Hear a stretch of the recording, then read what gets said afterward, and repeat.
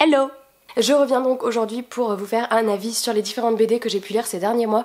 Visiblement vous êtes nombreux à attendre cette vidéo puisque j'ai eu pas mal de demandes sur Instagram et c'est vrai que je les intègre rarement au point lecture.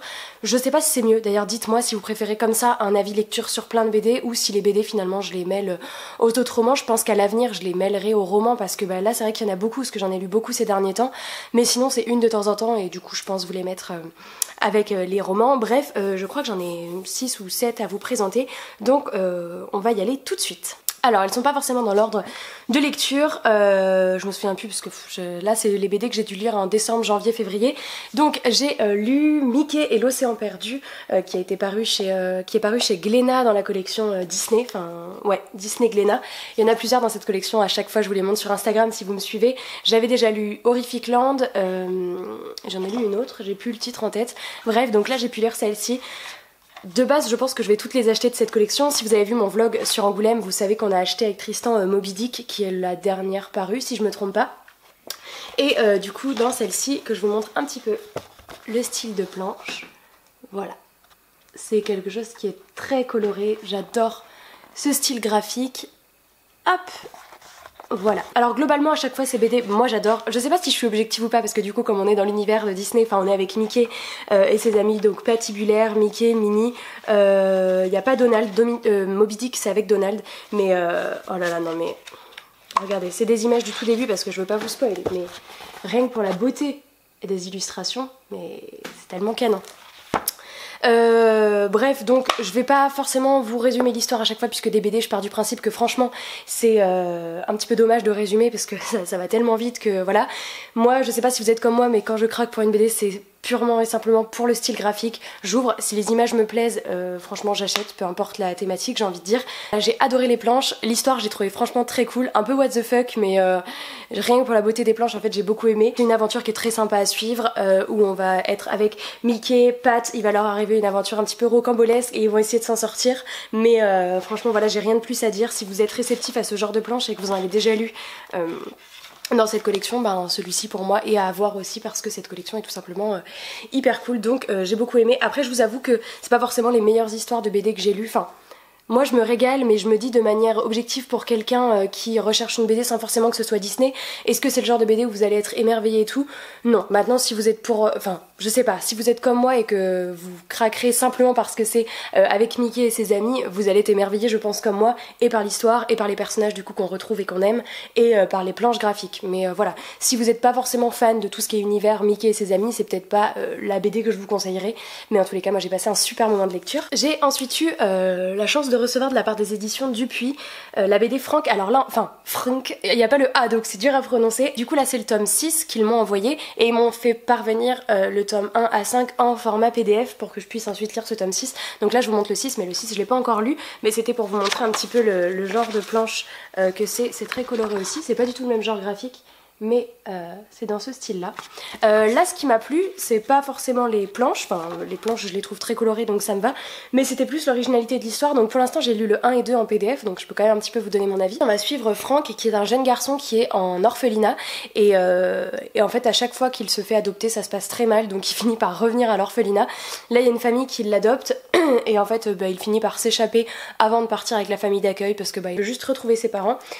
Parce que voilà, on lui dit que ses parents sont peut-être pas morts, ça c'est vraiment au tout début de la BD, et puis finalement en partant à l'aventure, il tombe dans une espèce de faille spatio-temporelle et il est projeté à la préhistoire. La dimension un petit peu faille spatio-temporelle m'avait beaucoup plu, et j'avoue qu'en fait j'ai flashé sur le 6 parce que vous voyez il y a un... dinosaures, là il y a des bébés donc je me disais ah ça a l'air trop cool et donc en effet j'ai lu le 1 et le 2. La particularité de cette BD c'est qu'en fait il arrive à la préhistoire et qu'est-ce qui n'est pas encore inventé, c'est les voyelles. Donc au début on arrive là-dedans et en fait quand on voit les personnages de la préhistoire parler c'est très compliqué puisqu'il n'y a que les consonnes dans les bulles. Alors je vous avoue qu'il y a des fois où je me suis amusée à essayer de trouver les mots que c'était parce que il y a certains mots qui sont assez simples, quand on enlève les voyelles on arrive quand même à le lire. Il y a des bulles c'était trop fatigant de lire donc voilà ça dure pas longtemps puisqu'après ils vont apprendre les voyelles mais et on peut comprendre l'histoire même sans ça fait très langage d'homme préhistorique qu'on comprend pas et mais des fois je me suis amusée à traduire mais vous inquiétez pas on peut comprendre l'histoire même sans lire leurs bulles. Bref, donc j'ai trouvé ça hyper sympa. Le tome 1 j'ai beaucoup aimé. Le 2 peut-être un chouïa moins. Enfin le tome 1 j'ai trouvé l'originalité de l'histoire hyper cool. Puis c'est là où on découvrait l'univers et où on suivait au début quand il tombe dans la faille spatio-temporelle et tout ça. Par contre je suis curieuse de voir ce que ça va donner parce que je vous avoue que j'ai peur que ce soit long. Enfin là la première aventure c'était cool. La deuxième c'était cool aussi mais j'étais moins fan parce que voilà, il y a passé la surprise du premier tome. Donc j'ai envie de voir comment vont se passer les trois autres et quelles vont être les aventures qui va se passer avec les hommes préhistoriques. Mais voilà, en tous les cas c'est plutôt original et c'était cool à lire et puis elles sont super rapides à lire donc je lirai prochainement les tomes 3, 4, 5 en PDF et puis je lirai celui-ci dès que j'aurai lu les 5 premiers. J'ai ensuite terminé cette duologie de BD, donc c'est Brindilles, donc là c'est le tome 2, Vers la lumière, et ce qui est bien c'est que c'est pas une série à rallonge, une fois que vous avez lu le tome 2, vous avez la fin de l'histoire, même si j'en aurais voulu plus, j'avoue. Du coup je vais vous montrer les planches, puisque clairement les planches c'est ce qui m'a fait craquer pour cette BD au départ. En fait je sais même pas quelle page vous montrer tellement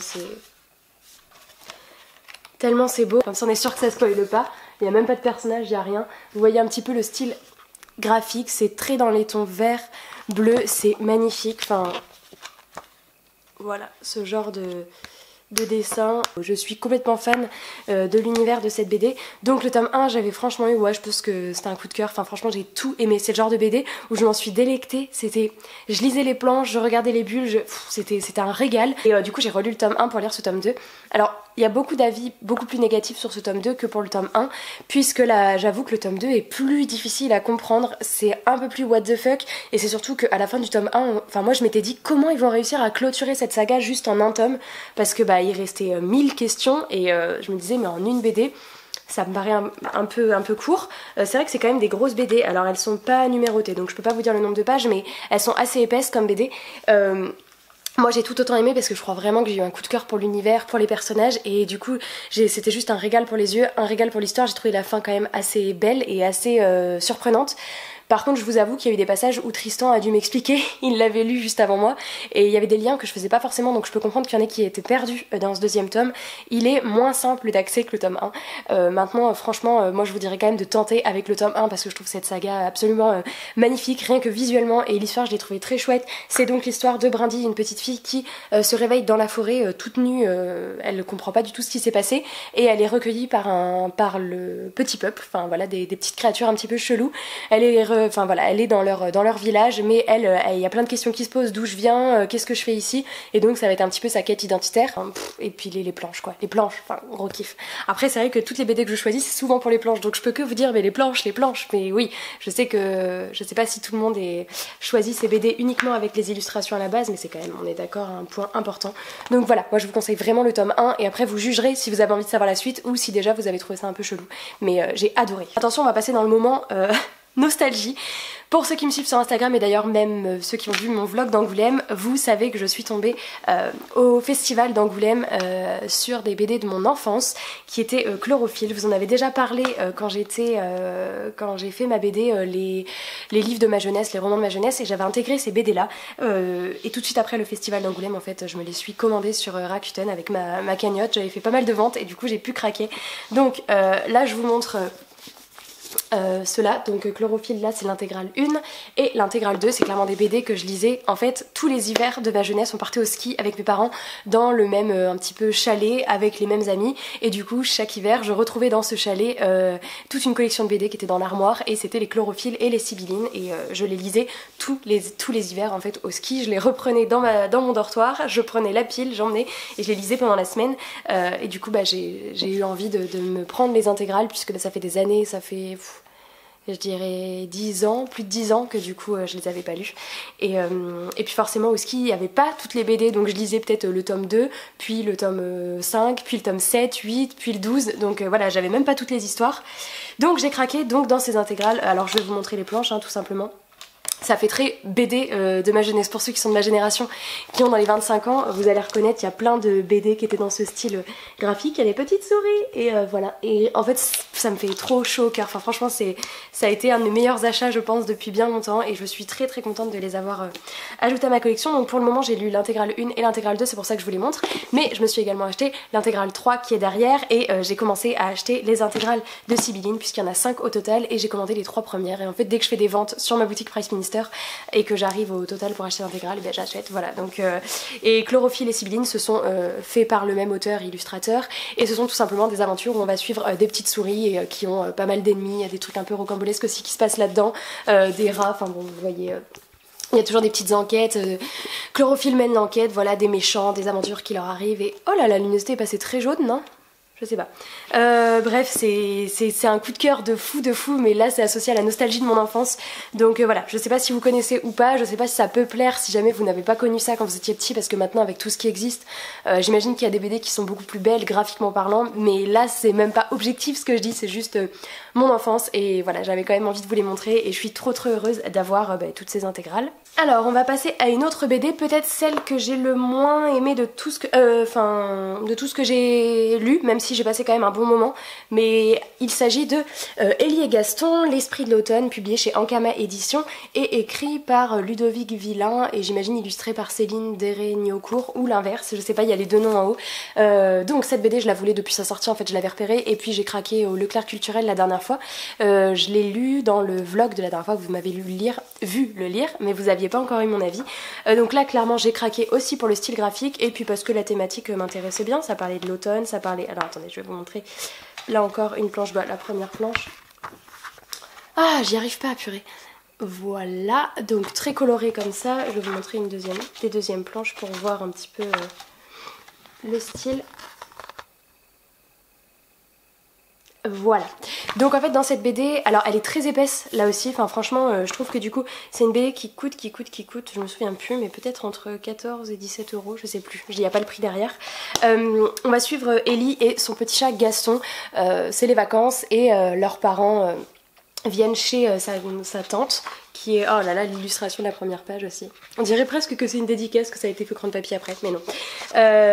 Ils viennent donc en vacances à la campagne chez leur tante, et Ellie elle est un petit peu en mode mais qu'est-ce que je vais faire, je vais m'ennuyer, il n'y a même pas internet, voilà, elle va être toute seule avec sa tante, et ses parents repartent, et elle est avec son chat et sa tante, et elle s'ennuie royalement. Si bien qu'elle décide de rentrer chez ses parents à pied. En fait elle fait une sorte de fugue, mais elle va se retrouver dans la forêt, et il va lui arriver un petit peu des trucs pas forcément cool. Elle va se mettre en tête de sauver certaines choses. Le gros plus pour moi c'est franchement la beauté des planches. Franchement il y avait des pages, je tournais, les couleurs, c'est hyper chaud, c'est hyper doudou, c'est des trucs très ronds, très voilà, qui sont assez détentes. Enfin franchement j'ai passé un bon moment de lecture.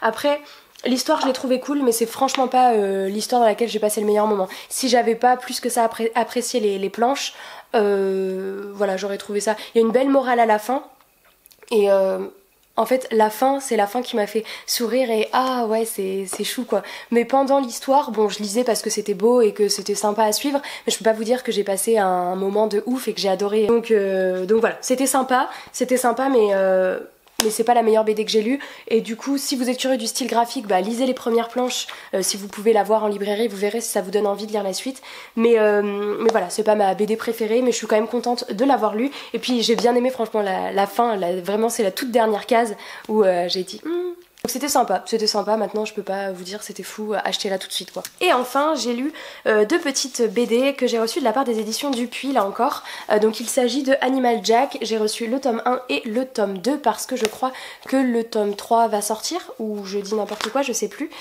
J'avoue quand je les ai vus dans le catalogue, les planches déjà m'ont attirée, et c'est surtout le résumé qui m'a plu. Alors je vous montre les planches, hop, c'est très coloré là encore, très, ça fait très dessin animé, enfin hop. Voilà, et en fait on va suivre un petit garçon, Jack, qui a le pouvoir de se changer en n'importe quel animal. Donc c'est le seul de son école qui peut faire ça, et en fonction de soit ses émotions, ou en fonction de ce qui est plus simple, il va se transformer en un animal. Et donc voilà, donc s'il y a un animal qui court plus vite et qu'il est en retard à l'école, il va se transformer en guépard pour arriver à l'école à l'heure. C'est pas un pouvoir qu'il cache, voilà, il s'en sert au quotidien. Et du coup voilà, ce que j'ai aimé à la fin, il y a marqué dans cette aventure, Jack s'est transformé en 27 animaux retrouvelés. Bon c'est très drôle, ça fait un petit jeu en plus de savoir si on veut tout reprendre depuis le début et voir tous les animaux dans lesquels il s'est transformé. Donc le style graphique m'a beaucoup plu, c'est une petite BD très jeunesse, donc le 1 et le 2. J'ai adoré, franchement j'ai adoré, je pensais même pas aimer autant parce que j'avais vu des avis comme quoi bah, c'était cool, bon moment de lecture mais assez simple et tout ça. Mais du coup j'ai beaucoup aimé, notamment la morale de l'histoire. Alors pendant l'histoire, bah, c'est très chou, ça se lit bien, c'est un petit jeunesse, on va suivre Jack dans son aventure où en fait il y a des enfants de son école qui disparaissent un à un et il va essayer un petit peu de résoudre le mystère. Donc vous voyez c'est très court, c'est jeunesse, c'est BD, donc forcément en termes de profondeur d'histoire, voilà c'est assez simple, c'est normal, mais j'ai beaucoup aimé la morale qui est transmise et du coup rien que pour ça je recommande. Et le tome 2 était très très sympa aussi. Le tome 1 il y avait toute une dimension un petit peu plus sur l'environnement, le tome 2 sur la famille, enfin voilà c'est des belles valeurs qui sont transmises pour les jeunes. Et alors j'ai préféré la morale du tome 1 mais le tome 2 la fin était toute chou aussi et franchement ouais je recommande, je suis très curieuse de lire la suite et là pareil si vous aimez tout ce qui est BD jeunesse ou même que vous avez des enfants à qui vous voulez offrir, le format est hyper petit, enfin vous voyez à côté d'une BD lambda, c'est hyper petit donc ça se lit hyper rapidement, il y a environ bah, voilà, 4 cases par truc, il n'y a pas beaucoup de texte, y a pas, donc c'est en termes de première BD ou voilà pour les enfants, franchement j'ai trouvé ça trop cool, la morale hyper sympa, donc voilà c'est 2 petites BD que je recommande. J'espère que ce point BD vous aura plu, dites-moi en commentaire voilà quels sont vous les BD que vous adorez lire, vos sagas de BD favorites ou même les BD de votre enfance comme je vous ai parlé moi de Chlorophylle et de Sibylline. Et puis voilà, moi je vous fais de très gros bisous et je vous dis à la semaine prochaine dans une nouvelle vidéo. Ciao!